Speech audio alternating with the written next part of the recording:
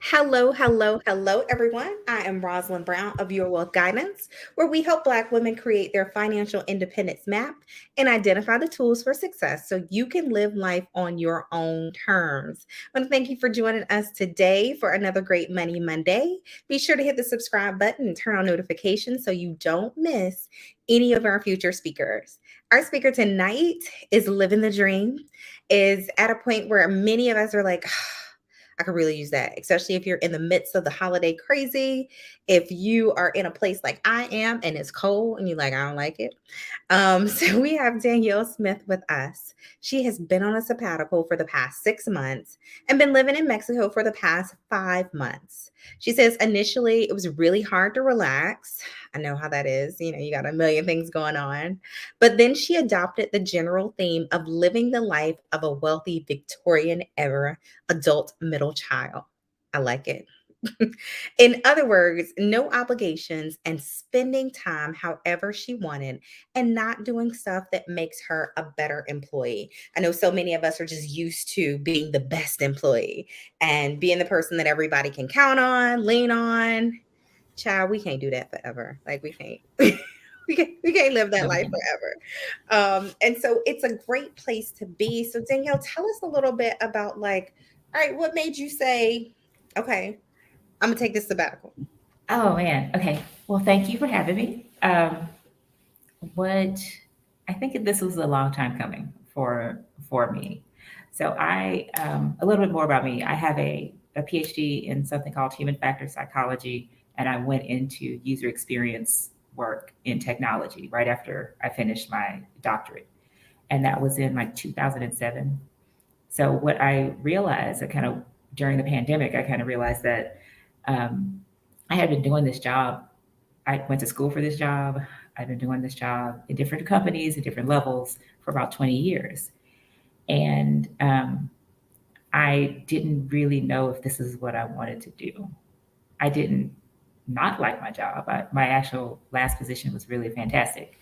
And it felt good to actually walk away from something when it wasn't, driving me crazy.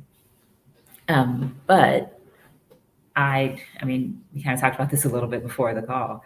Um, I am a daughter of a Black woman, and I had to have a plan, and I had to do some work and make sure that what I was doing was going to be profitable. And so, stepping into this role, into this job 20 years ago, I never really thought about looking up and saying, what does Danielle really want to do? And during the pandemic, my husband spent a lot of time on YouTube and was like, hey, I think that this sabbatical thing, you should, look at Rashida and Stephanie Perry, look at these other people's videos and see that women like you are doing this. And I actually have some friends who live on a sailboat who during that same time they were talking to us was like, you probably can just take off some time, some months, and make it happen. So it was a kind of a confluence of events, and really the pandemic gave us the space to be at home to think about these other possibilities and do the math and figure out if it was going to work. That's it. Now, I love the fact that your husband was like, he could probably do this. Now, I know there's two sides. So sometimes it's like the wife that's like, listen, I'm trying to do it and trying to Mhm. convince the husband or, your significant other, whatever that is. And then, so were you already like, I'm sold, like you ain't got to tell me nothing else? Or were No, you like, I don't know, like let me count these pennies again and I was like, how could this possibly be true? Because all of my calculators on, Prudential or Fidelity or whatever says I need to work till I'm 72. So, with no breaks, there's no breaks in this Fidelity calculator. nothing. So, what are you talking about? Man who I love a lot, who has done a lot of spreadsheets and are showing me how it could work. I was like, I don't know. So it took a minute. It took convincing for me. And like I Now, said, I also did like my job. So I was doing really well at work. and I And think that's a good point because some people are like, I don't hate my job. So there's the school of thought of folks like, I hate this job, I gotta leave. yes, I don't want to choke nobody, so I need to just go ahead and take a break. But for the people who are like, I do love what I do, I love my job, how do they know it's time or if they should take a sabbatical? Oh, for me, it was, and I didn't realize this. I feel like I've really fully leaned into this idea, but at the time, even though I love my job, it was still very taxing on me. I didn't feel healthy. I didn't feel mentally or physically healthy. And I didn't feel like I was able to spend time with my loved ones, especially during the pandemic, because that really brought all that to light. It was like, and especially in the beginning, you didn't know what the hell was happening. Um, but as things got started to go on, you wanted to spend more time with your friends and family. And the prospect of starting travel again was like, well, now might be a good time for me to take a break before I start getting back on planes every month, and doing, it's actually doing some time to figure out, or spending some time to figure out myself. Now, how did you plan? So we're sitting in the pandemic, your husband's like, listen, we should do this. And you're like, okay. So do Mhm. you, do you sell everything? Do you, put everything in storage? What does that planning process and how long does that process take? That process takes longer than you ever thought it would take, because we were in a special situation where I say special situation because we were, at this point where we actually thought we were going to get a new house. So we'd been living in our current home for a long time. We hadn't bought new furniture for a while, and we were going to either we were thinking about remodeling our house or buying a new house. And so when this, sabbatical option came up, we were in a position where we didn't care about our furniture because it was already 15 years old. And so we did give away a lot of things. We sold a few things. We sold our cars, for example. Um, and that cleaning out the house took a long time. I had a room full of books. That was the hardest room for me. I know a lot of people pack up things and ship them, when they go to Mexico, or they put them in storage. But I just didn't feel like I wanted that bill and that tie because, again, with the finances, I was like, I don't think I want to have this extra bill that I don't think I need. I can donate books to people I love, or people, organizations, and give them to people I love, and then keep like a couple of boxes of books at my mom's house. Um, but the planning was, there was like a lot of financial planning as well. Like made a lot of spreadsheets about, anticipated expenses, what we had saved up, and how that might fluctuate and how that might either limit or extend our ability to take a sabbatical based on the choices we made when we got here. Now, have you been in Mexico the entire sabbatical or did you hop around a little bit? I've been here almost the entire sabbatical. So part of the sabbatical, and I will advise this about people who are considering, how long to take.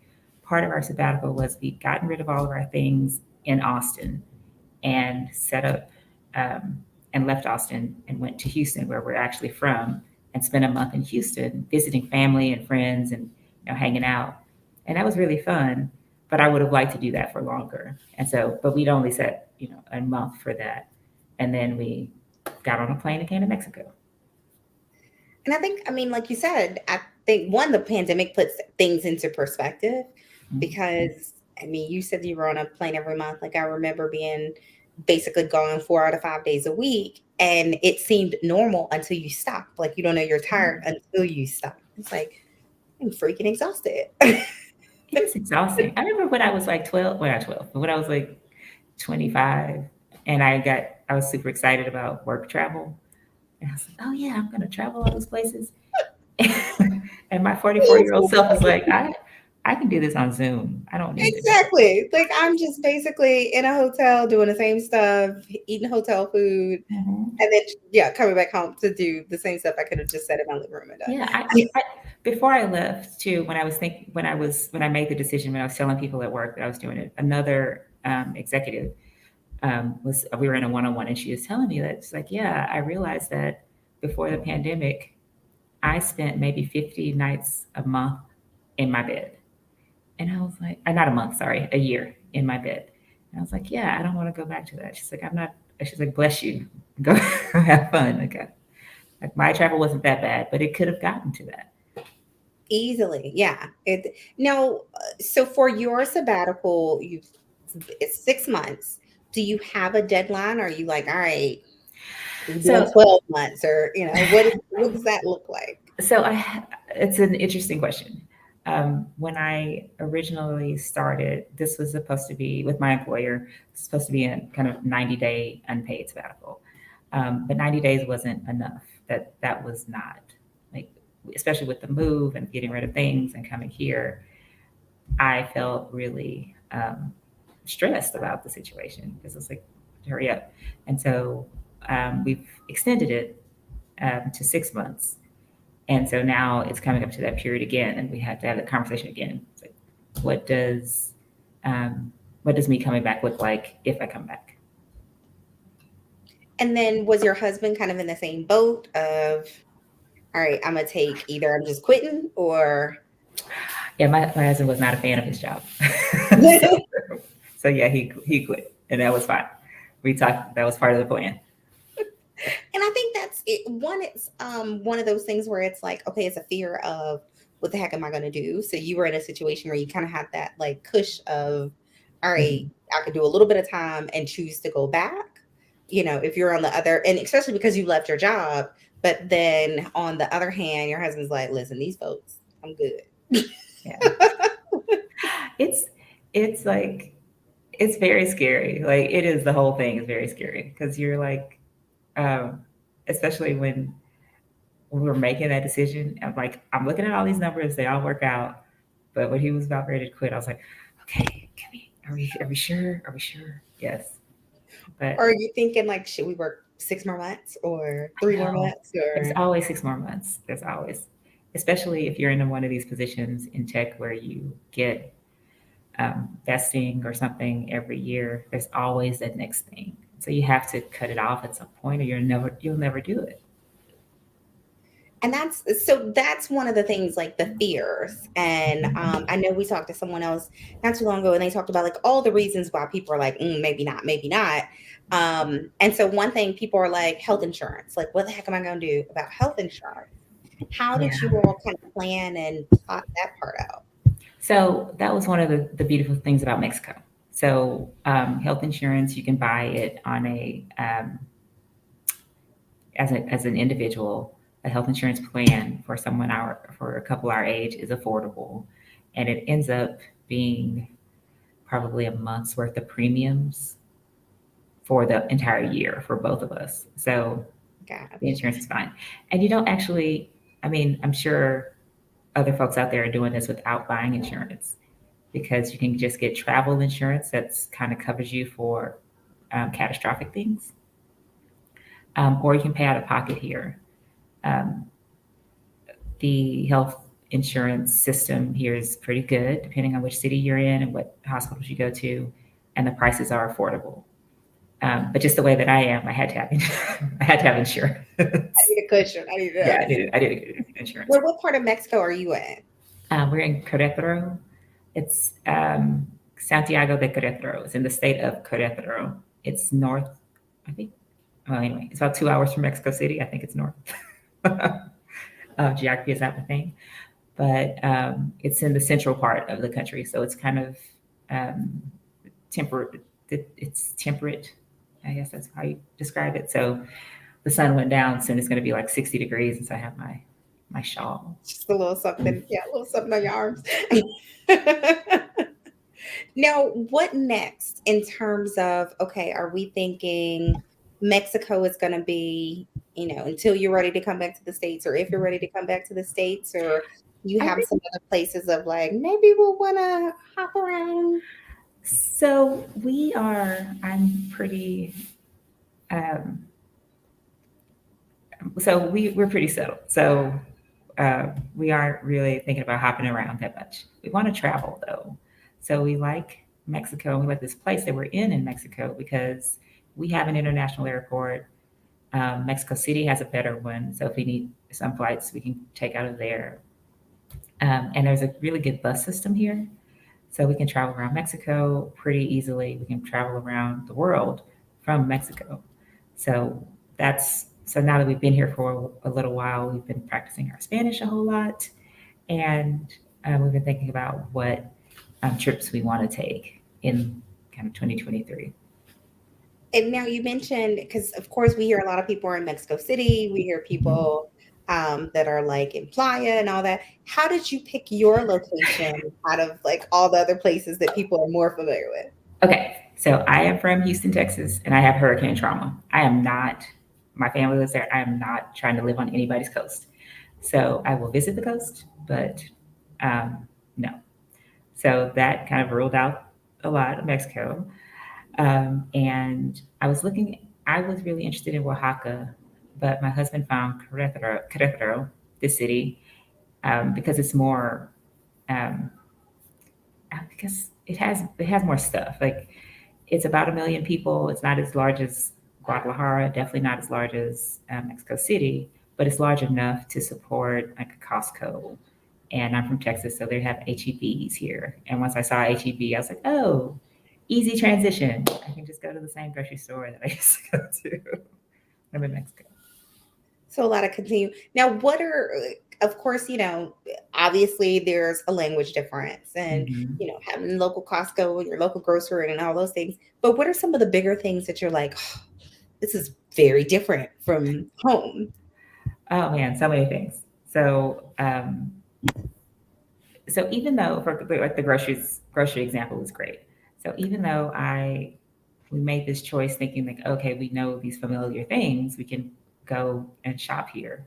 Um, that's not really where a lot of people shop. So um, not saying they aren't popular, but like learning to go to the mercado, learning to first of all, learning kilos, like liters and kilograms. Um, just kind of basic things like that. Like, oh, I should have known how to say this before I walked in here. Um, and figuring out how to get things done in a way that fits the culture. And like, we still go to Costco for like toilet paper and Costco type stuff. But um, getting around from day to day, it's just kind of go to a shop and what they have is what they have, and that's what we're having for dinner today. And so it's been nice to try to figure that out.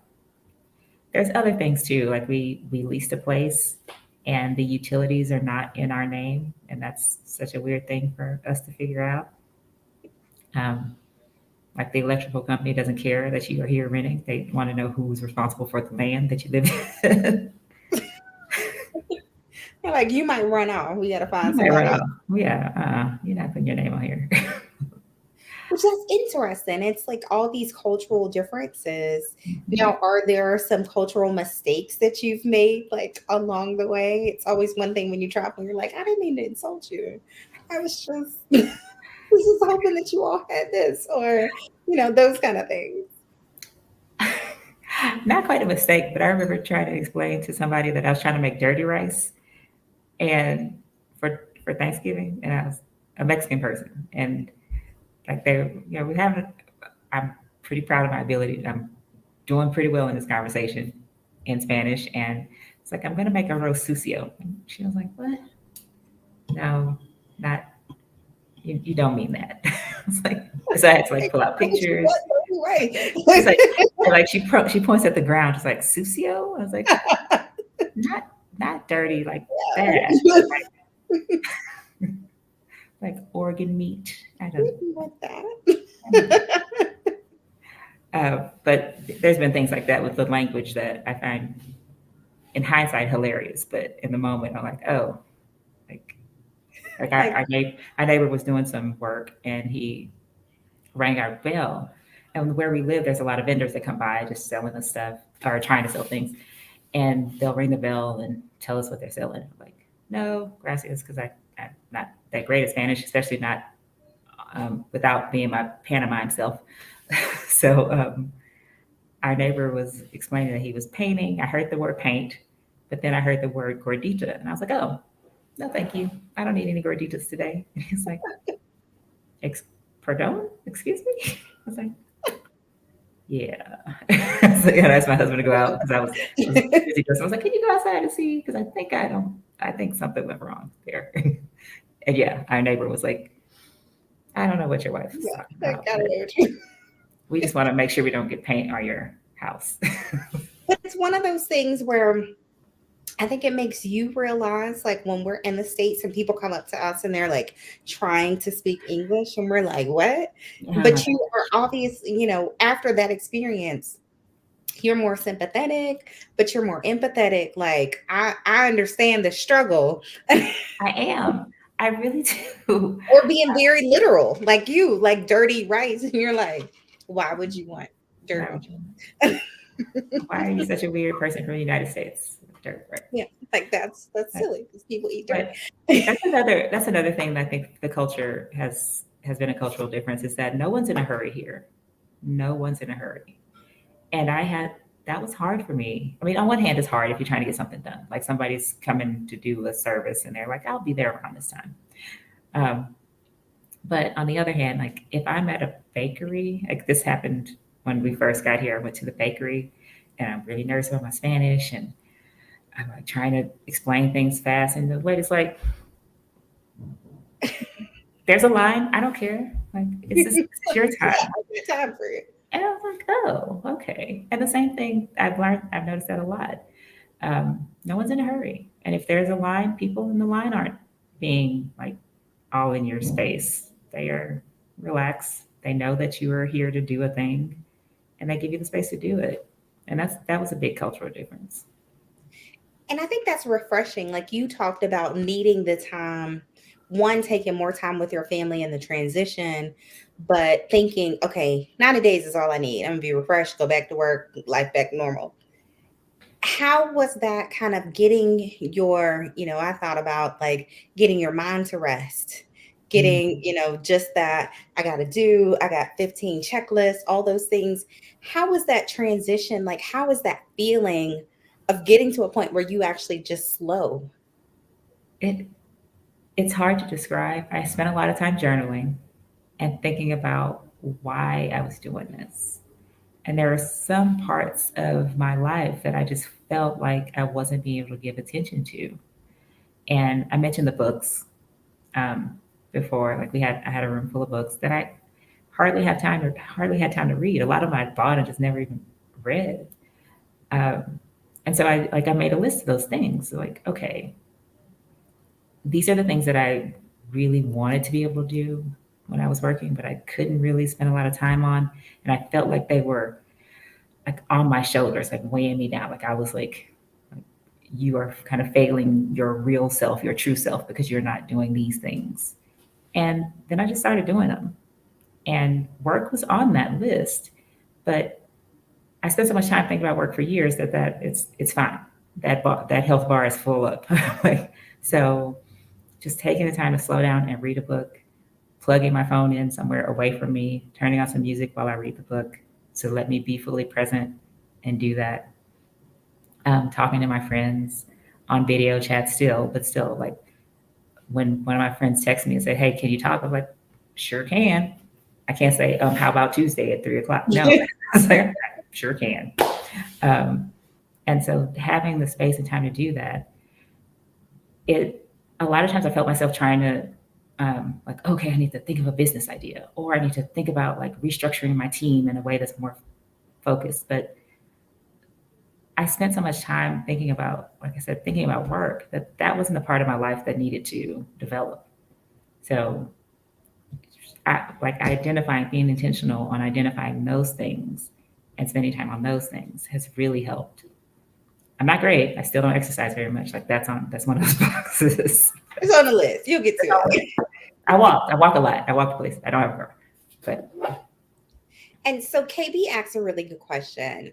She says, "How has your sabbatical affected you mentally, physically, emotionally?" I think this is big. Creativity, because I think sometimes we lose that. And in what ways do you think your sabbatical will impact your career trajectory?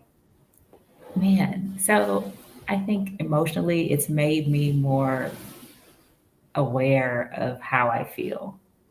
So I was used to not really I wasn't a person that felt her feelings. That just wasn't me because I just needed to do the next thing and do the job. with the time that we have, I just like spend a lot of time thinking about, oh, this is how I feel. Oh, I feel it in this part of my body. Why might I feel that way? And I might take days to work through something that happened that made me upset, or just taking or spending time just not being upset about things that I feel like should make me upset. And one example, like Thanksgiving just happened. I made a meal for my husband and another couple. Um, and one of the casseroles I made, I kind of messed it up. And I know why. I was trying to make it go fast and I forgot about it. But I know that I've done that before and I would just cry. I would have just had to lock myself in the room because I ruined Thanksgiving for everybody and cried. But no, I didn't. I didn't. I was like, oh, fuck that up. But it still tastes good. It has cheese in it, y'all. You should just eat it. And it was fine. It makes it, I feel a lot more stable and a lot less likely to just um, like cry randomly, but also not just like getting in an argument, a pointless argument with my husband. Like that is not happening. Um, Physically, I say that I'm about the same. I'm walking more, I'm eating more, but I'm not gaining weight because I'm walking more. And the food here is healthier. There's not a lot of preservatives and things, which kind of bit me in the ass when I got here. But I figured out can't keep leftovers for a whole week.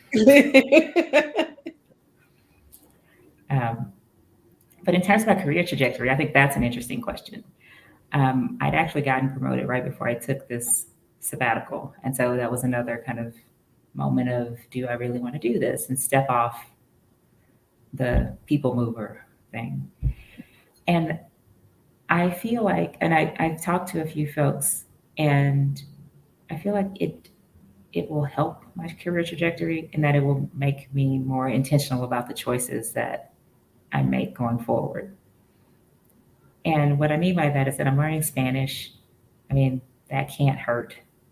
I'm learning a different culture and I'm in technology, so if there's some option for me to have a multinational presence and that is available to me and more available to me because I'm doing this. But also, I don't know if I care, to be honest. Um, I know that I said that and I talked to people about it and they kind of reassure me. It's like, oh, don't worry about it. It'll be fine. The work is here. Um, but being able to take the time and relax, I realized that I don't know if I care. I might want a smaller role when I come back. I think it's a great point, and I think you addressed probably one of the fears because, we talk about how hard it is to get to a senior level position or how hard it is to get to promoted. We talk about different income levels. I remember we interviewed Shar Winter, who is creator of the Expat app, and she talked about leaving this high paying job. And so, as Black folks, we be like, listen, you hit six figures, and if you six figures well into the six, you like, how can I walk away from that?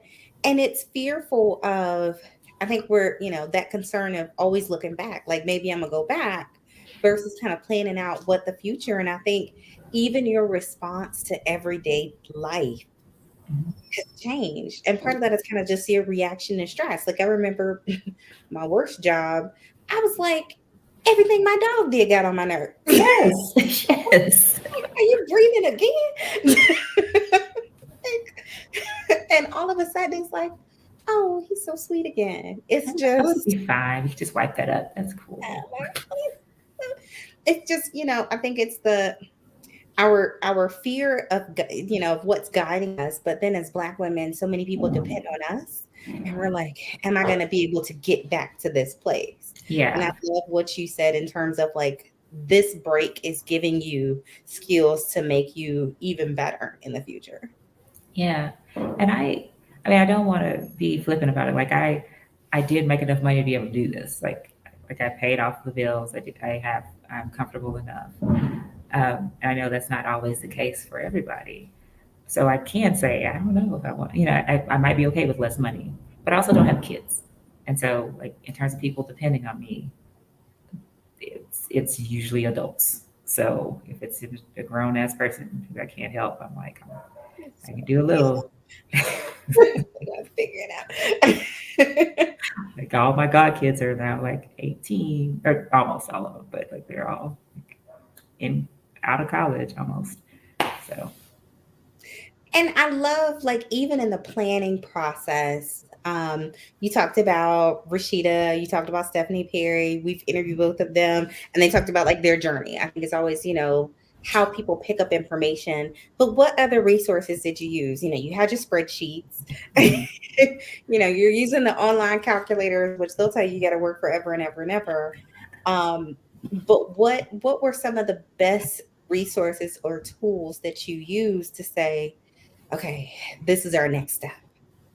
I think YouTube honestly was the best thing because it was hard for me to imagine that this is possible. I kept feeling like, and I kept saying it to my husband, we're missing something. Something is wrong. We can't actually do this because there's nothing that says this is something that people do, especially people like us that don't have that we are not trust fund children.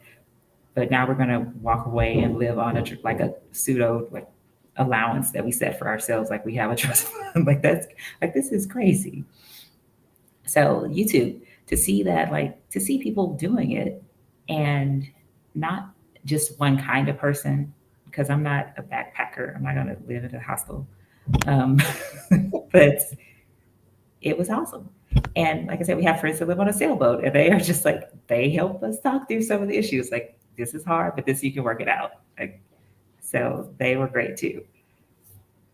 And then how did you pick where? So you're renting a place. Mhm. Are you renting like an apartment, a Mhm. house, someplace out in the wood, in the Okay, woods, like downtown? Like, how did you say, okay, this is the place we're gonna rent? so part of my living as a Victorian-era white man or middle child, we were like, okay, we can do almost whatever we want to do. So we rented an Airbnb for the first month um, that had good reviews. It had a great view. But when I was there, it drove me crazy because I couldn't walk anywhere. And when we did take an Uber into town, I was like, oh, well, this is a lot like what I remember from Europe, where I can just, if I were here, I could walk to get bread, to a restaurant. I could do all these things that I could not do in Texas. And I have the ability to do here. So when we looked for a place, we looked for a place in the city. And every now and then you might hear explosions and dogs, but that's that's the trade-off. But it is a major saint holiday feast day today, so there are fireworks happening. But we so we looked at apartments and then we looked at houses. We decided on a house because of we hadn't lived in an apartment in a very long time, and so when we looked at apartments, it felt like people were too close to us and all in our business. And this city that we're in is relatively safe. This neighborhood is really well established, and so we felt safe in a house without having kind of the whole apartment um, security. I guess we have good security around here with our just neighborhood. And did you do like a house hunting trip where you went before actually moving? I know a lot of people talk about like the I house was hunting here. trips and they're like, all right, go, scope out a few different places. Did you do that? Or were you just like, no, we going down here. We just We kind of did. So we went to Guadalajara just on a vacation last year, and while we were there, we were like, oh no, I mean this is cool, but this is too much like Houston, and no, we don't want to be here. It's not us. So when it came time to choosing a place for the sabbatical, we sort of knew not Guadalajara, but that was about it. We just had our ideas about weather and internet, basic things that we thought were important, and we just picked based on that, kind of sight unseen. now, are there mistakes that you made along the way? Like, you know what, if we were doing this all over again, we would do it this way. I would say a couple, but nothing really major. It's like little things like, oh man, I wish I had brought my instant read thermometer. I keep talking about cooking, but anyway, let's see. Um, I think all the mistakes that we made have been really kind of recoverable because we are in Mexico. It's not you can still get Amazon here. It's a little different, but it's still here. Um, if you, I feel like we should have done a little bit more research on who kind of helped us acclimate to the area. It ended up being fine, but I was a little worried when we did it because we kind of just like picked somebody on Facebook, and I was like, well, this might be terrible. Like, hey, friend. I hear you can help set up residency. Here's all of my information, but it worked well. But like I said, we were a little more cautious about things like that, and like the insurance things and things like that. I think we err on the side of spending more than probably we needed to, but to give us that peace of mind of saying we have these tools and this assistance. Now, I think that's a good point, even when you talk about residency. So, folks are like, I'm gonna sell everything and I'm gonna move. Yeah, you can come down for vacation, but depending on where you go, can't stay forever. How did you maneuver that process in terms of, yes, I know we want to be here longer than X. Mm-hmm. We should either look at permanent residency, we should look at a certain type of visa. How did you kind of maneuver through that process? So in the beginning, I was like, oh, we can just do like tourist thing. And if we end up staying longer, we'll just do a border run. And my husband like, Mama, you crazy. Am I selling all my stuff? And they tell me I can't go back. So we did residency, and it was the right thing to do because around I don't know, maybe 6 months ago or a year ago, Mexico started being more stringent on your tourist visa. So they used to give everyone 6 months, and then it became maybe you get 6 months, or maybe you could just get however long your ticket is for, and that was too much uncertainty for us. So we got temporary residency, and started off because we were in Austin. We started off in the Austin consulate and finished the process here in Querétaro, and it was I guess easier than like a lot of countries, I guess. I don't know, but it was very inconsistent. So I'm sure you've heard this before. Like the best thing about Mexico is like it's consistently inconsistent.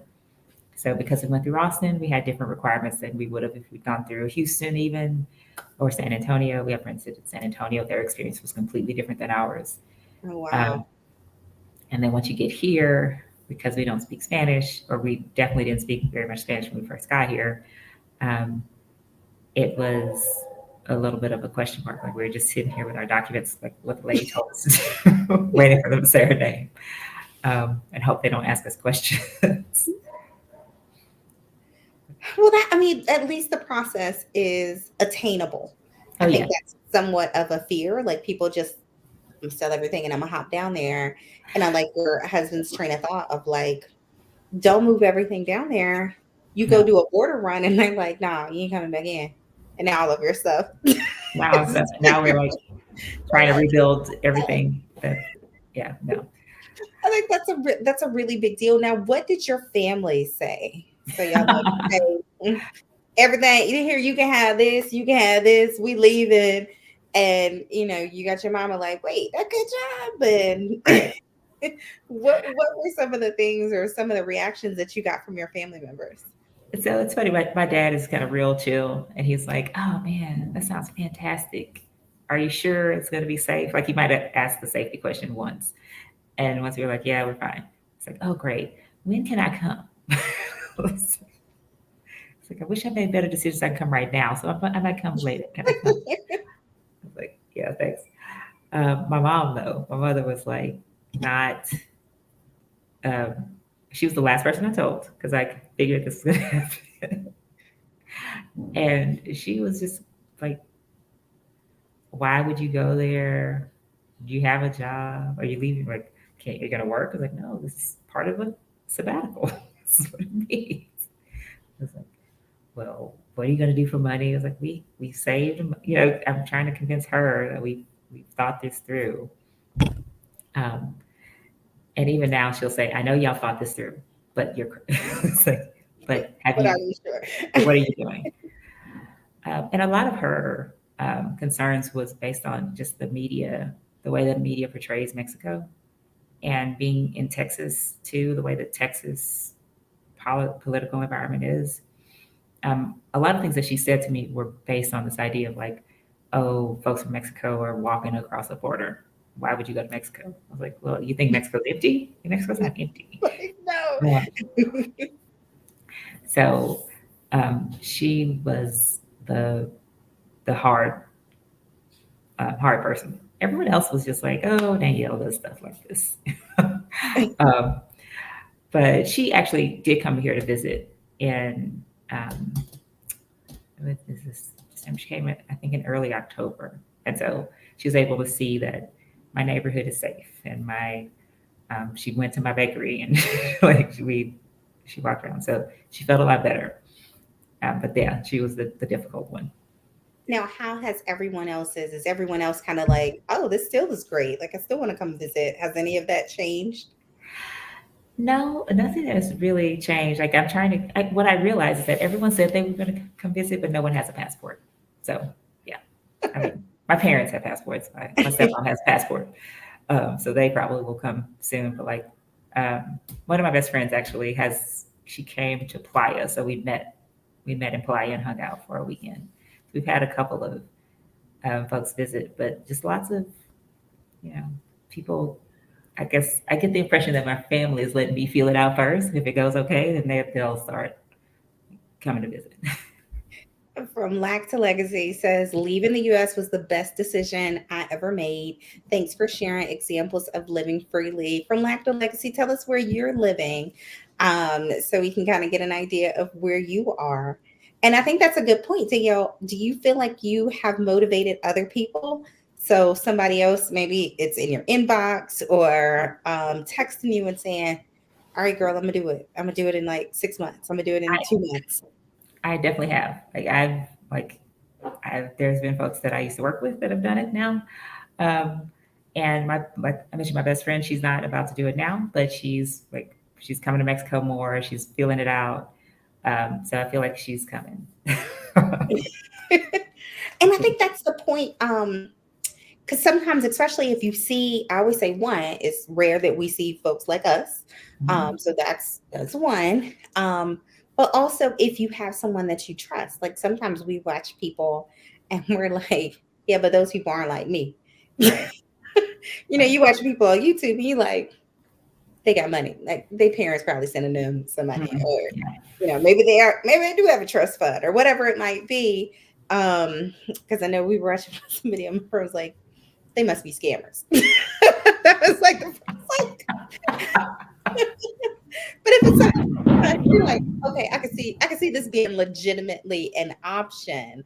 How Mhm. are you helping to convince people that this is a legitimate option for them in terms of their life? And it's regardless if it's for the long term or the short term. Well, I was just talking to a woman who's here. Actually, she was just passing through, and we had a dinner where she attended, and she's thinking about. Um, right now, she's working remotely, and she's thinking about taking a sabbatical. And the things that she was telling me, I was like, "Do you? How are your expenses?" And she's like, "We haven't. Like, we're fine." I was like, "Well, think about taking at least 6 months off because I do recommend that if you can." So um, like I said, originally 90 days just didn't get you there or get me there. And so taking 6 months really gives you the space. But talking to people about their real kind of struggles at work and how do they feel about themselves personally. One of the things I mentioned is that I wasn't really sure that this was the career for me.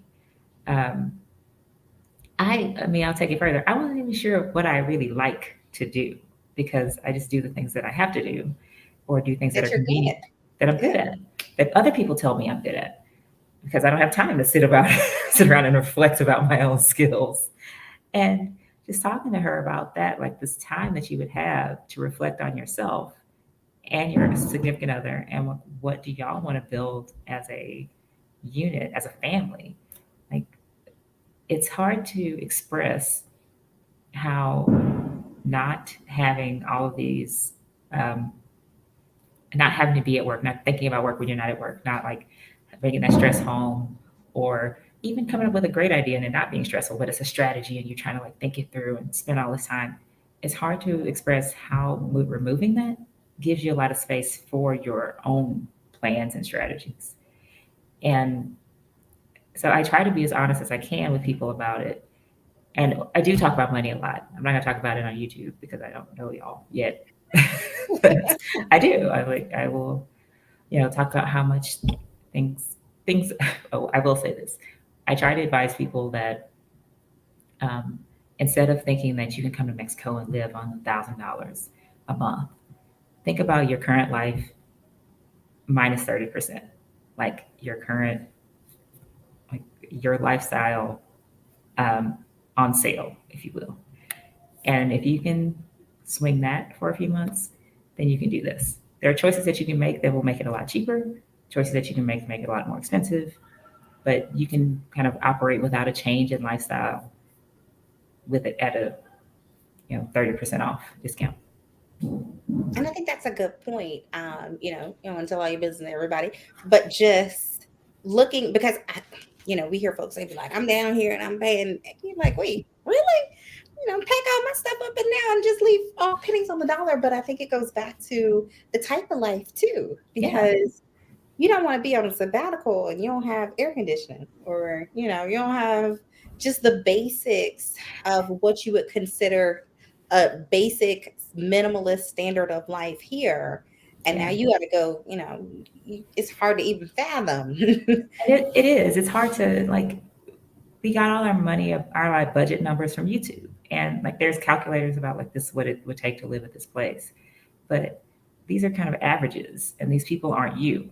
So if you like to, like when I got here, first thing I did was order some shea butter because I forgot to bring it, and like that was expensive. I was like, They like, because if you want this, you really want it, you really right, go. you have no idea. But like there are things like that about yourself that only you know, and you or your spouse or your child, that only y'all know. And so you should give yourself the capability to get here and see how small can you make it, or where are you in that spectrum. I think that's a really good point. We had Shay, she is in Senegal, and she talked about some of the things that she missed the most. And one of the things that she misses the most, and as a Southern girl, I'm like, yes, was grits. Oh, I spent $7 on grits when I got here. A $7 bag of Bob's Red Mill. Bob's Red Mill grits are available at HEB in Querétaro.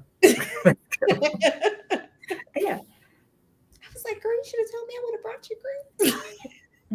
I'm gonna bring grits back when I go to Houston. Like I actually went to Senegal and I was like, girl, I would have brought you some. You should have stuffed my suitcase with. No, I think that's one of the things. Now, one of the things too, in terms of as you look at what the next 3 months, 6 months looks like for you and your husband, what do you see? What is like, I can envision, I can see this. I think, probably you're dreaming bigger than you would have 6 months ago. Yeah, and bigger and smaller, if you can believe that. So I feel like I am better at this idea of FOMO, where I'm not missing things. So when I look out in 3 months, 6 months, I want to go see the butterflies in Michoacan. I want to go to the beach again, and maybe another trip. So I'm thinking about travel that I want to do. There's like a train in Mexico that I want to ride. Um, that's where I'm really focused on. But the other is just like about my language goals. Like I really want to spend more time speaking more Spanish, getting more fluent in Spanish, and feeling like I'm not someone that people have to make special allowances for. Like that's still something I haven't gotten over. I want to just kind of be Normal, where you can just, normal. yeah, just slip into it. Now, I know somebody is watching this and they're like, I want to do this too. So I'm gonna go talk to my boss. You know, it's almost the end of the year. It's probably time for our annual review, whatever that is. How do you broach the topic with your manager? One, to either see if it's paid, paid, that's nice, Mhm. or unpaid, and they hold your position so you can come back if you want to, or not come back if you don't want to. Like, how do you prepare to have that conversation with your manager to say, I want to take some time off to do nothing. Please leave me alone, and I might come Yeah. back. I have two schools of thought on this. One is like prepare to quit. Just like if you can and you're okay, like go in there with this, like this is what I want to do and I'm willing to leave and I'm giving you, a month's notice, but no more than a month because then it gets weird. Um, so if you can do that, then that is one kind of way to do it without a lot of stress on yourself. If they say no, do you not do it? Um, but I know that that is not an option for a lot of folks.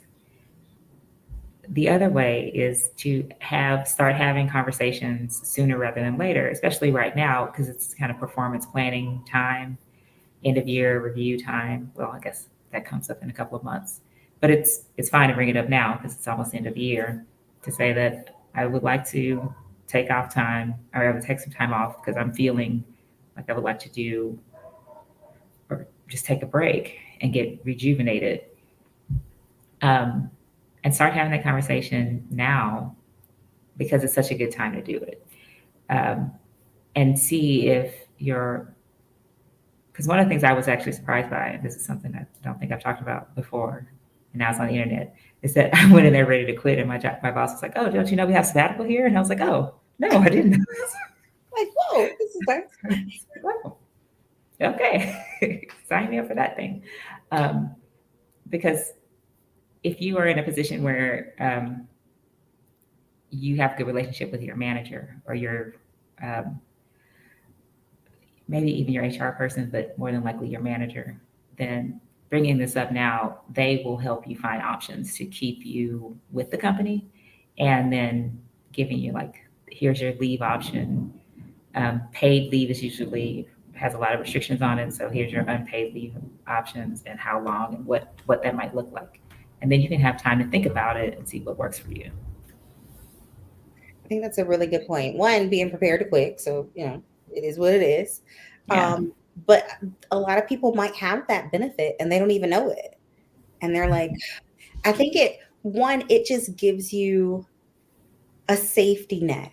So Mhm. somebody's like, like somebody like KB talked about your career trajectory. Okay, if you know you can come back, that takes away a little bit of the anxiety. And then you talked about insurance. Okay, that takes away a little bit more. So all of a sudden, you're just eliminating all the roadblocks. So you can say, let me take some time. Yeah. You're recommending at least 6 months. You think that's enough? Or you're like, maybe not. I don't know if that's enough, but it's I would say at least 6 months. Because in 3 months you'll be full of all the like you're just working through your to do list of shit you didn't get to do over the last year because you were busy. So those 3 months you're really just kind of catching up on your life. Um, there's something you said about stability. Oh, so one of the things I actually had to tell myself is, and I was a people manager, and I would say this in meetings to other people managers. I was like, we have to remember that we don't own these people. Like, and as when I was getting nervous about, do I, like, what, like, is it going to be okay if I leave? Like, I am responsible for me. Like, my job does not own me. My manager does not own me. And it's easy to say that, but to really understand what that means and to really believe that is really part of this sabbatical process. Is that I am my own person. I am not, I can get feedback and opinions from other people, but I'm not defined by what they say, even if those people are in a position of power over me in a professional setting. So, I think that's a good point. It's not even making sure you tell yourself, but also the understanding that you don't owe your yeah. company. And I think that's the big thing. I used to be one of those people that are like, I'm on vacation, but you can call me if you need me. Here's my cell phone number, my mama number, like my daddy Yeah. pager, like all those things. And it's like, no, just like Mhm. how much we put or how much weight as Black women, especially that we bear for the rest of the world. It's like, listen, if Mhm. y'all can't figure it out, I don't And know. and like somebody, I used to do that too, and it was. I remember working with this white man early in my career, and I used to do that. Like, oh, I'm on vacation. Here's my number. And he was a coworker, and he was like, Danielle, what usability emergency do you think there will be at this company? Like, there's an emergency that they. I was like, that's a great point. They just usually call me when they need a PowerPoint file that they can't find. It's like it's not even an emergency. But we place it on ourselves. We Like do. I do. that's I a want to. weight we're bearing. And It's even part just of that excellence um, myth that we have to be on it all the time, even when we're not there, which is nonsense, and it's killing us. and it's the measurement of what we call success. I like when you said you're thinking bigger but smaller, because even the smaller one, just the ability to be at a state of peace where you can appreciate a butterfly. Yeah, yeah. Like how many of us, probably not in this season, but I mean, you think about in the spring and summer, you're walking by butterflies, you ain't even see them. You're like that thing was beautiful. Like if you don't have the time and you were like, I am walking and sending an email on my phone at the same time, you don't Oh, even have the capacity to appreciate a butterfly. that was one of the things that Mexico had to break me out of too, because the sidewalks are all like janky, and I was like, I can't. If y'all text me and I'm walking, I'm sorry, I can't because Just to focus. I gotta pay attention. Forced focus is a good thing. I think that's just to be in the moment. It's funny because I'm reading a book about the art of doing nothing. Oh yeah. And one of the things she said is nothing is actual a concerted effort. And I was like, you know how hard it is just to sit and be still and It just is. exist. It is. Like a couple years ago, we were planning a vacation, just taking a couple of days off, and we knew we wanted to take days off. And I was trying to say, okay, where we're going to go. My husband was like, how about we don't go anywhere? Like, we just stay home. And I was like, we're missing this opportunity to get on a plane and go somewhere. He's like, no, we're fine. Let's just stay. And I was mad for sure. But we stayed home for like 3 days. And I was like, this is fantastic. This But is it's when you're limited, you feel like Mhm. you have to move, you have to like get things done and check things off and accomplish. And it's just moving away from that. And like you said, slowing your mind. And other cultures have it figured out way better than we do. I think I always hate when I go to countries and they're like trying to be more American, and I'm like, child, y'all don't know how good y'all are. Oh, I don't want to be like that. I don't want that. no. And that was actually a surprising thing about Mexico is that I didn't realize this before I got here is that Mexico has a worse work-life balance than the United States. They work like 6 days a week, Oh, Lord. and I know, but they take it. But like I said, nobody's really in a hurry, so they do take it slow. But I'm like, y'all stop! Don't do Yeah, that. you don't want to do that. You don't live that life. We just don't know. You don't know. Well, I know we are right up against an hour. I want to thank you so much for sharing your story, sharing it from a point of view of like one, I don't hate my job. I think there's always the people that hate their job. There's people who were laid off. There's people who I always hear the stories about people who like went through something traumatic and that triggered them. But sometimes you're in a good place, and I think that's hard for people to say, no, I don't hate my job. I like where I am. I like what I'm doing. I'm just not 100% fulfilled. Yeah, And so to be able to walk away in that state of mind too, Are there closing remarks or thoughts for folks who might be on the fence or thinking about it or want to come visit you in Mexico? Well, you can reach out to me on, I guess, LinkedIn, since I don't know if Twitter is a thing, but I'm on Twitter too right now. But I'm happy to answer questions. But one of the things I will say is that this is a highly individual decision. And one of the things that held me back at the beginning, like I mentioned a few times, is not seeing, like, there was no template, there's no drop down and like fidelity to say, oh, this is what you want to do, this is how it works. But just because there's no path there, it doesn't mean it's not for you. Like, you can make it work for you. It might not look like it does for me. It might not look like it does for someone else you see. But I think the important thing about a sabbatical is your personal journey, and um, not to let, like, to go ahead and feel the fear, understand where it's coming from. For me, it was from a place of um, perceived lack. Like, I always felt like I needed to have more and more and more because I didn't want to let people down. But that isn't what I'm about. So, like, taking the time to figure out what's your personal journey going to be and trying it. It's fine if it doesn't work. Don't just sell all your stuff and think you're not just going to walk over the border. Make sure you find out the rules, but it'll be fine. I That's love my, it. Lean into the fear, do some research, but move anyway. I think yes, do it anyway. that's a big thing. And so I'm loving your journey. Continue to share your journey because I'm following you. And make sure, one, I hope you have hit the subscribe button, but also make sure you join us next week for another Great Funny Monday. And until next time, thank you so much, Danielle, and we'll Thank talk you. soon.